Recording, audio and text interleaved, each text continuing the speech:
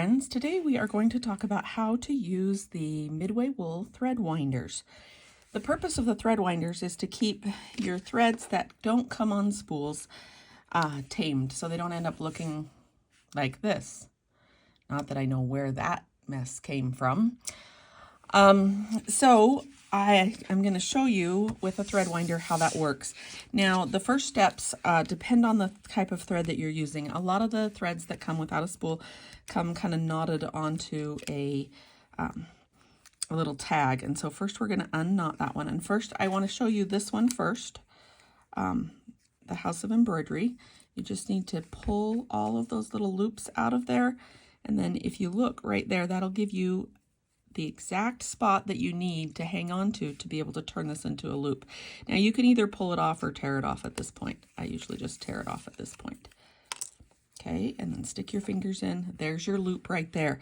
Now this loop is about the size of your wrist. Obviously it's a lot smaller than your wrist, but it will unwind on your wrist. So I take the end of it and just push the rest of it down on my wrist.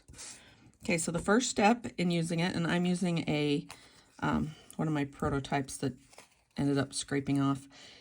Put your thread, the end of your thread down through the slit. And then you're supposed to hold it with your thumb, a pointer finger, and then depending on how long your fingers are, either your middle finger or your ring finger. For me, it's easier to hold it with my ring finger. Okay, and you'll notice how those fingers are on every other tip all the way around. So what we're going to do is go in over top of the one where the tip where my finger's holding it, and under the next, over, under, over, under, over, under. Now, as I pull down here, if you pull up, it'll kind of cinch a few of the rounds up tight around your wrist. If you'll just stick your hand down there, loosen them up a bit, and then keep pulling. And I like to pull, can you see how I'm pulling away from my wrist like that? That will help it unwind.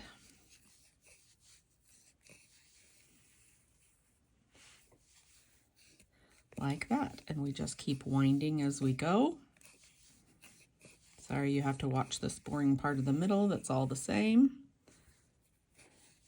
Now, one of the things that is important as you're doing this, trust me, is that you label what it is that is on this thread winder. Just keep going. Now, why do we not use a thread winder like the ones that you can get for embroidery threads that are little cards? The reason we don't do that is because that can leave your thread with kinks like this. So around and around we go. This way it doesn't have any kinks in it. You're not wrapping it, or you're not wrapping it across. You're wrapping it around, and you can do it like this, where you just rotate it in circles.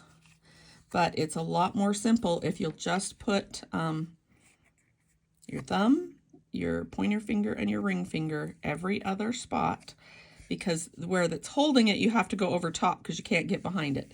The others you go behind, the ones that you can get behind. You can see that we are almost finished winding.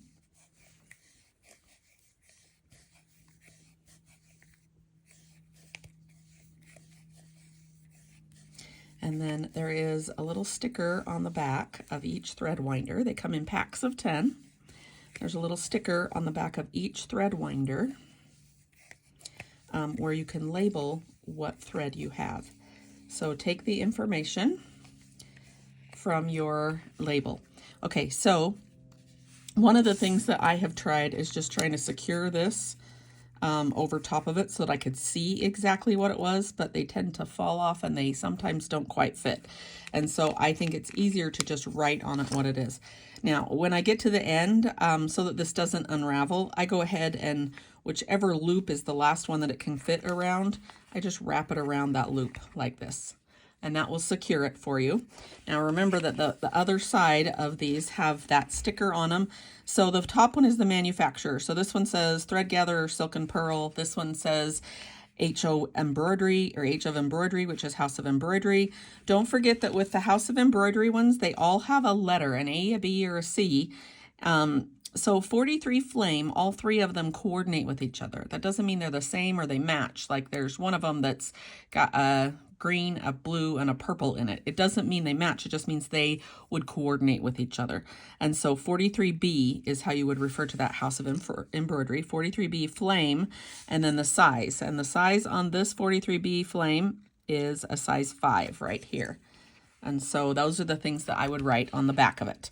Now the the silken pearl, same thing when you take it apart. Grab a hold of this part right here and scoot your little threads out through it. Okay. And this one, again, you can tear it, you can pull it off. It doesn't matter. And set it to the side. Now the thread gatherer one will unwrap bigger than this. It's looped together in yard lengths. And in the past, we have encouraged you to kind of keep track of it, to go ahead and clip all the way through that so you have 1 yard lengths. But then I found that in some of my stitching I need a little bit more than a yard, and you can always stop and start, but on woven picots that gets complicated. So instead of cutting through all of the threads, we're just going to cut through this little knot on the end right here. Okay, and that will give me a start and a stop, so I'm just going to hang on to one of those as my start. Now this is too long to go around my wrist. Typically I can fit it around the backs of my bar stool chairs. So find a chair, or worst case scenario, put 2 chairs next to each other and put it around the legs of them. And just like the one on your leg, you don't want it to be too tight because you want it to just go ahead and pull loosely as you unwind it. Let me show you. I can't shove my chair under this camera, but let me show you a picture of what that looks like when I wind that. What about fibers that are already pre-cut, or if you've already cut your silken pearl into 1 yard length? I still go ahead and use it. The silken fibers, because they are already pre-cut, you can kind of pull off a piece of them at a time. Same thing with your silken pearl. I would just start, thread it on, thread another one on. So put it through. Okay, behind and front. When you get to the end each time, they finish off well because of the shape of the little bumps. You can wrap the end of it around like this, and it'll kind of tuck down in. And then I would just start, oh, that one might be too short to do that, around that one. And then I would just start another one. You can, if you don't want to wrap it around like that, you could just lay it down. Your other layers after that will go over top of it. So let's just start our next one right here. And keep going. I'll hold it down for a minute there till I've made one loop with my finger, and then keep going. So if you have ones that are pre-cut or ones that you have cut, you can still go ahead and use the thread winders to put them on. You'll just have a few stops and starts that poke out like that. And that is how you wind and use the Midway Wool thread winders.